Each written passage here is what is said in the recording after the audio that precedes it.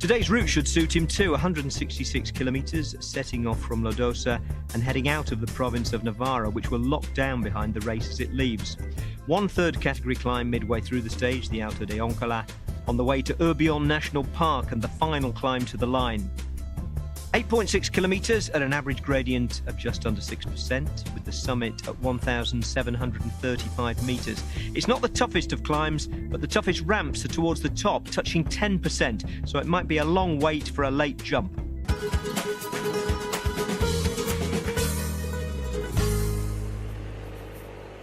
$4K to go. Andre Amador now down into a time trialist position with Ivan Sosa on his wheel. Then comes Carapaz, and he's setting a frightening pace.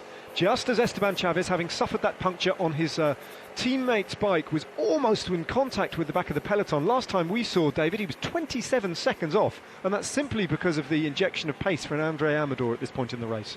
Yeah, and there's two things to take away from that, is the sense that Amador is on good form. We saw him yesterday, he's very good, but also the pace that Chris Froome was setting allowed everybody to actually recover. And now they're hitting out again, and that was possibly the worst time possible for Chaves to have that mechanical incident, because it was at the direct moment when Froome was peeling off and Amador was hitting the front. So it's and this is now a race-defining moment from Amador. They're trying to set something up. Well, it's done damage to the top of the general classification, having Chaves off the back. He started the day on the same time as Enric Mas, locked together in fourth place to Mas's fifth. That, at the moment on the road, puts Enric Mas into fourth place. Just 6 seconds off Carapaz, and 17 seconds himself, the man in the white jersey there, off the race lead. But Primož Roglic is sitting pretty on his wheel, and if the group, we know one thing, don't we, David? If a group of any size really comes to the finish here, containing climbers and GC men, Roglic will take some beating. Yeah, and you're right when you say he's sitting pretty. Now, there's one thing I've noticed with him over the last couple of years, is when he's sitting back and when he rides that big gear out the saddle, it means he's good, because then he splits it down and goes into a tiny gear when he needs to go very fast. And at the moment, he's just sitting there, a lot like Dan Martin, who's doing the same thing. They're in quite big gears when they stand up, as if they're still in control of everything. Yeah, see, look, they're spinning now, but when they stand up, when they have the gear change, and it's literally like the gear change to put it up a couple of gears, bigger gears, and stand up, it's almost like they're just stretching themselves out. It's giving themselves a break, and you can't do that when you're at a capacity effort. You're stuck in one gear. No Nick Schultz any longer for Esteban Chaves. He's picking his way through the back markers who are going the wrong way. That's the problem, as Amador peels off now, and Ivan Sosa, the Colombian, takes things up. But look at Dan Martin on the wheel of the man from Ineos, and Richard Carapaz, for whom this whole effort has been about, has dropped back and taken a position around about sixth riders down in the polka dot jersey, sitting on the wheel of Enric Mas. Then comes Hugh Carthy, Kenny Elissonde, Felix Großschartner is still there. So most of the big players, with the exception of Chaves, are all strung out, and it's mostly just the leaders now. And Chaves is seeing his general classification go up in smoke a little bit here. Yeah, he's just on damage limitation. Elissonde attacks from Trek Segafredo. Good move. Didn't see that one coming. Goes. So he'll be feeling that Amador is slowing down, and now it's now Ineos Grenadiers, are just starting to run out of men. But at the same time, the reason that Carapaz has gone back is much like we saw with Sepp Kuss and Primož Roglic on the first stage. When you've got a teammate on the front, you dictate the pace, and Carapaz there in fifth place, he knows when his teammate's going to pull off. He knows what the tactics are. Dan Martin's in second, Primož Roglic there, Sepp Kuss has now moved up, and there you've got Enric Mas in the white jersey and Carapaz sitting there, and then, look, Roglic has just dropped back. So this is where it gets tactical, because the big riders, there's no teammates left. There's only one, Ineos Grenadiers. It's Elissonde doing his attack, but otherwise, they're all just trying to drift back to make sure they've got their eye on the person they want to beat. Well, they don't need to be too worried about Kenny Elissonde's attack in terms of the general classification. They do need to be worried in terms of the stage win. He's no threat on GC immediately anyway. He's over 2 minutes down on GC, and he's not going to take 2 minutes over the course of the remaining 2 kilometres. But it's a good attack, and they haven't immediately responded to it. No, they haven't. They're going to try and allow that Ineos Grenadiers, the last helper, if you like, the last teammate, domestique at the front of that group, do his job. And that's what Elissonde felt. He could see there was only leaders left. There are no more teammates. This is his opportunity. He can't match those, let's say, A-listers when it comes to the final K. So if he stands any chance, he's got to try and get a gap now. Esteban Chaves is hurting here. He's still got plenty of riders' wheels to pick here, but they're all the riders who aren't going a pace that would be of any use to him whatsoever. He's got to sweep past them, because these are riders who are dropping away from the peloton all the while. Elissonde, though, is being pegged back by Ivan Sosa, so that attack has come to naught. Yeah, and there, look, Sepp Kuss just sitting there, and this is what we see over. Look, just looking around, Sepp Kuss, His job is to look after Roglic. He's waiting to see. He wants to know what Roglic wants him to do. Yeah. He is literally, look, he's just waiting for Roglic to tell him what to do, because he can do what is required. And I think also that dictates the tactics. So you've got Dan Martin, you've got Enric Mas. Sosa has no idea now. He's just doing everything he can to try and make it as difficult as possible for Carapaz, because that's obviously the Ineos Grenadiers tactic. But in the meantime, all those other riders are sitting there just waiting to see what Sepp Kuss does. And still Esteban Chaves is out of sight, really. 2 kilometres to go, and you can see that downhill section that we alluded to, around about 400 kilometres of fast descending before they start to climb again, with about 1.5, 1.6 kilometres to go. And, well, he's 20, 30 seconds down, isn't he?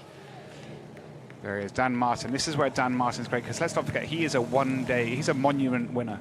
He knows how to handle these finals very well. Now, there's only, about 12 riders left. You're down to only leaders. Now Sosa's gone.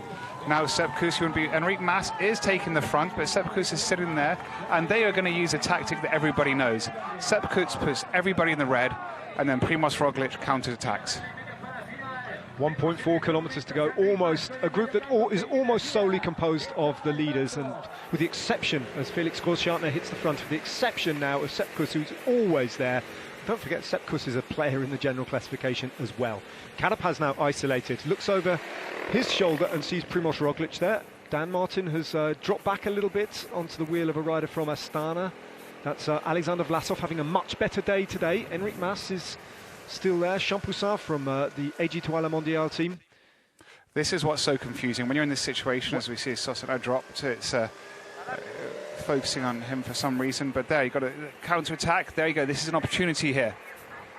Well, it's AG2 La Mondiale who are launching an attack. And 1.1 kilometres to go. That's the lack of reaction at the moment as the big favourites look at them. Felix Großschartner just moving over, and it's Guillaume Martin from Cofidis who goes after his compatriot there, trying to get across. And they all get on the wheel. So the man from Border Hansgrohe, Felix Großschartner, then Carapaz, Mas.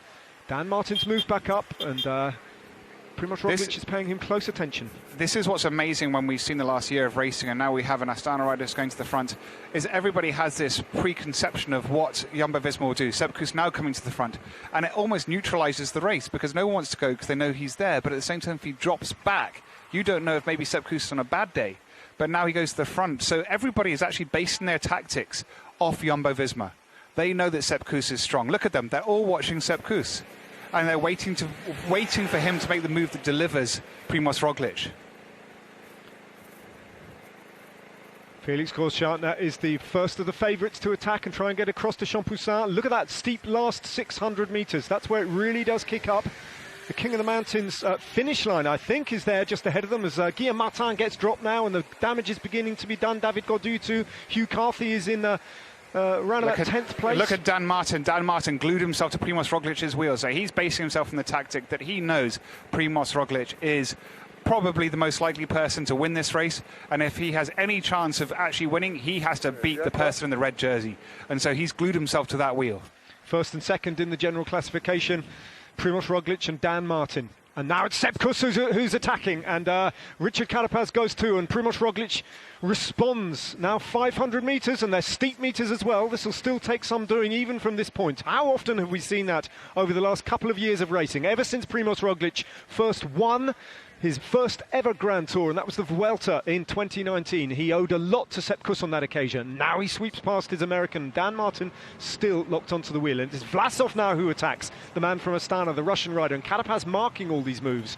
Oh, it's Primož Roglic. He is the strongest rider here, and Dan Martin is just, his whole tactics are based on that. He is absolutely convinced, Dan Martin, that Primož Roglic will win this.